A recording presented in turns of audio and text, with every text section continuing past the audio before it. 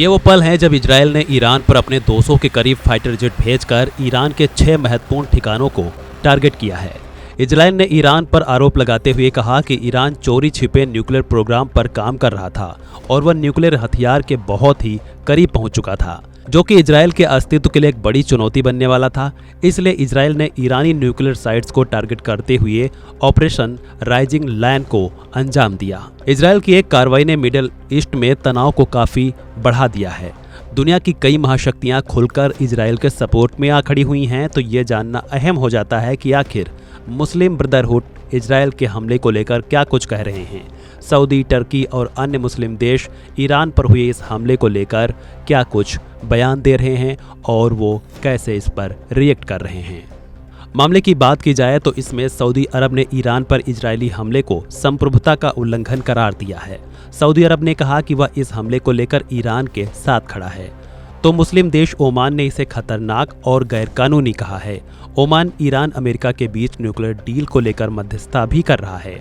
Israeli हमले पर पाकिस्तान ने भी बयान दिया है। पाकिस्तानी प्रधानमंत्री शहबाज शरीफ ने कहा, मैं इजराइल के आज ईरान पर बेवजह किए गए हमले की कड़े शब्दों में निंदा करता हूं। ये गंभीर और बेहद गैर जिम्मेदाराना काम है और बेहद चिंताजनक भी है।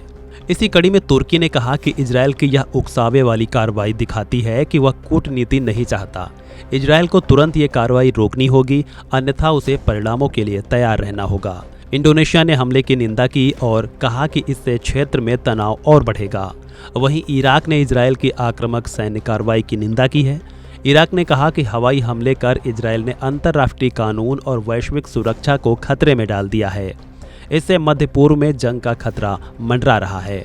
बहरहाल इन सब के बीच अमेरिका ने बयान देते हुए कहा कि उसका इस हमले से कोई लेना देना नहीं है।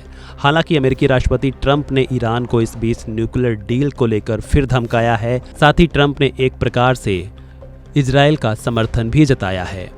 ट्रंप ने एक्स पर एक पोस्ट में कहा है, मैंने ईरान को बार बार समझौते के मौके दिए, उन्हें सख्त शब्दों में समझाया कि डील कर लो, लेकिन वो कर नहीं पाए। मैंने साफ कहा था कि अमेरिका के पास दुनिया की सबसे घातक सैन्य शक्ति है और इजराइल के पास बड़ी संख्या में हथियार हैं और वे जानते हैं इन्हें कैसे इस्तेमाल करना है।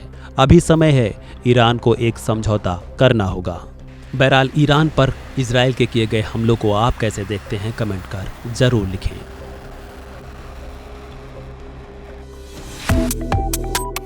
Subscribe to One India and never miss an update. Download the One India app now.